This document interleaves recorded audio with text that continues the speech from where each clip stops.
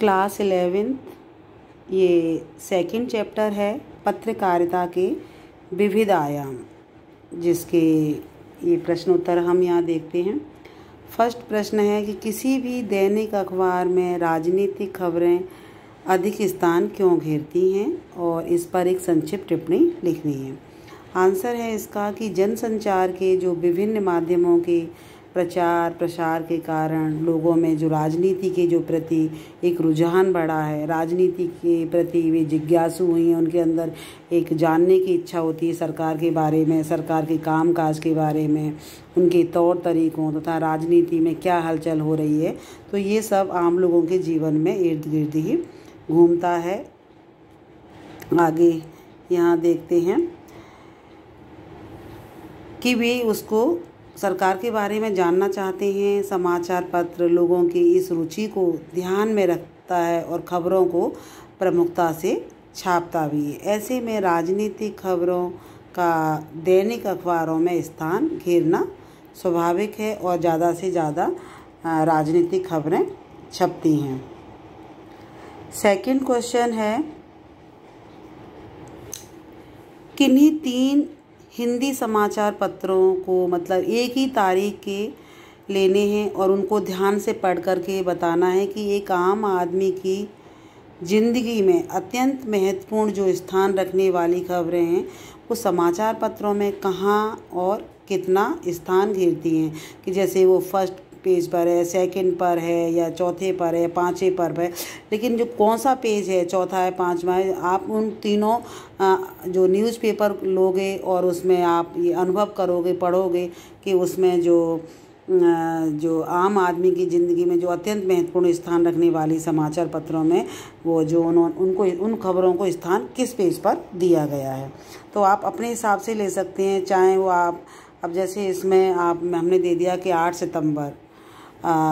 सितंबर 2022 को 3 समाचार पत्र, चाहे वो आप 9 के 10 के जब भी आप न्यू समाचार पत्र लोगे उसमें जैसे आपने ले लिया नवभारत टाइम्स ले लिया, दैनिक जागरण ले लिया और पंजाब केसरी ले लिया, है ना। तो इसमें क्या करोगे कि अखबारों में आपको है ना पढ़ना पड़ेगा कि किस पेज पर किस अखबार ने और आम आदमी की ज़िंदगी में अत्यंत महत्वपूर्ण स्थान घेरने वाले जो पेज हैं वो कौन से हैं, तो कौन से पेज पर पृष्ठ पर अंकित हैं। तो ये आप पढ़ोगे तो आप उसको से ज़्यादा ज्ञान अर्जित कर सकते हो। क्वेश्चन नंबर 3 है, निम्न में से किसे आप समाचार कहना पसंद नहीं करेंगे और क्यों नहीं करेंगे। कारण भी स्पष्ट करना है। जैसे प्रेरक और उत्तेजित कर देने वाली हर सूचना, अब ये सच में ही समाचार है क्योंकि वो प्रेरित भी कर रही है और उसको जानने की एक उत्सुकता भी है, तो ये समाचार है। किसी घटना की रिपोर्ट, कोई घटना एक घटित हुई है तो उसकी रिपोर्ट दी जा रही है, ये भी एक समाचार है। समय पर दी जाने वाली हर सूचना, समय पर जो कोई सूचना न्यूज़ दी जा रही है वो भी एक समाचार है। और सहकर्मियों का आपसी कुशल क्षेम या किसी मित्र का विवाह, तो यहाँ आप देखिए कि जो साथ में काम करने वाला व्यक्ति है, आप उससे राजी खुशी पूछ रहे हैं, कुशल क्षेम पूछ रहे हैं, किसी मित्र का विवाह है वहाँ जा रहे हैं। अब ये जो है वो हमारा समाचार नहीं हो सकता। क्यों नहीं हो सकता? क्योंकि ये एक व्यक्तिगत सूचना है, तो इसे हम समाचार नहीं कह सकते। अब इसमें आगे इसका आंसर थोड़ा सा देख लेते हैं कि इस प्रश्न में दी गई जो प्रथम 3 सूचनाओं को मैं समाचार कहना पसंद करूंगी क्योंकि वो वास्तव में ही समाचार हैं, लेकिन चौथी घात सूचना को हम समाचार में हम नहीं कह सकते क्योंकि जो हमारे साथ काम करने वाले व्यक्ति हैं उनसे हम एक कुशल क्षेम, राजी खुशी पूछना या मित्र के विवाह होना, उसके शादी होना, ये सूचना का मतलब वो नहीं हो सकता। ये व्यक्तिगत सूचना है। ये क्या है कि ये व्यक्तिगत 2-4 या थोड़े से लोगों में नहीं है, यह एक निजी मामला है, ये जिनमें जनसाधारण की कोई रुचि नहीं होती, व्यक्तिगत मामला है, तो इसे हम समाचार नहीं कह सकते। क्वेश्चन नंबर 4, आम तौर पर ऐसा माना जाता है कि खबरों को बनाते समय जनता की जो रुचि का ध्यान रखा जाता है कि उन्हें किस खबर में ज़्यादा अधिक इंटरेस्ट है। इसके विपरीत जनता की जो रुचि है बनाने बिगाड़ने में भी खबरों का बहुत योगदान होता है। तो इसमें आपको अपने विचार प्रस्तुत करनी है। इसका आंसर है कि प्राय समाचार पत्र खबरों को बनाने एवं छापने में जनता की रुचि का ध्यान रखते हैं कि वो कौन सी खबर को ज़्यादा पसंद करते हैं। पर इसके विपरीत यह भी सही है कि खबरें जनता की रुचि बनाने और बिगाड़ने में भी महत्वपूर्ण भूमिका का निर्वाह करती है। उनकी जो रुचि है उनको वो बिगाड़ भी देती है। वास्तव में देखने की बात तो ये है कि खबरों को किस तरह और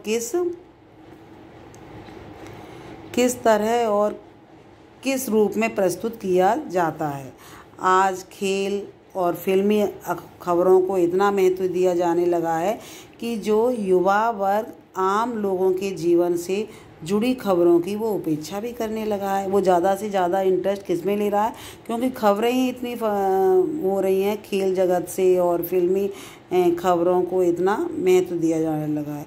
खेल से ये भी है कि जो युवा वर्ग देखता है तो खेल के प्रति उनमें एक रुचि पैदा भी होती है, लेकिन फिल्मी खबरों को बहुत ही बढ़ा चढ़ा करके भी दिखाया जाता है तो लोग भ्रमित हो जाते हैं और उनकी तरफ ज़्यादा ध्यान देने लगते हैं। जो उनकी आम जीवन से जुड़ी खबरें हैं वो उनकी उपेक्षा करने लगते हैं।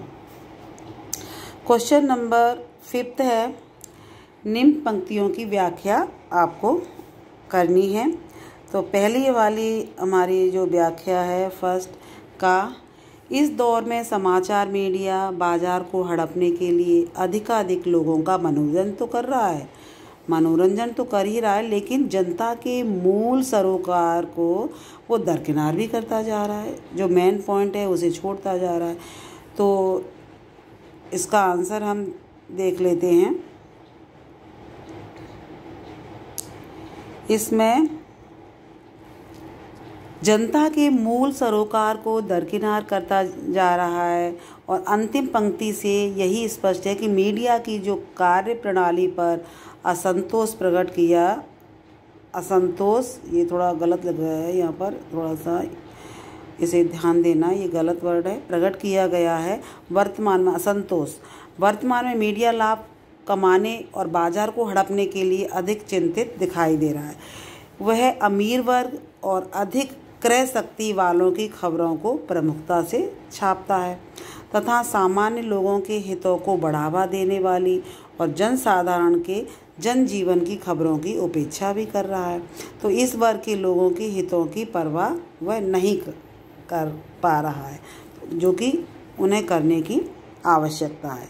जो खा पार्ट है वो है हमारा, समाचार मीडिया के प्रबंधक बहुत समय तक इस तथ्य की उपेक्षा भी नहीं कर सकते,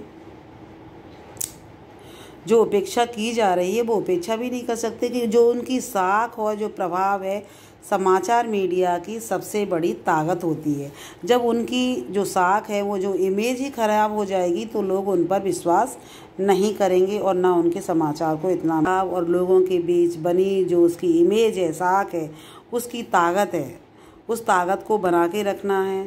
साख और प्रभाव खो देने के बाद मीडिया का लोगों पर बना जो असर वो धीरे धीरे क्या हो जाता है, समाप्त हो जाता है, एंड हो जाता है उस विश्वास का।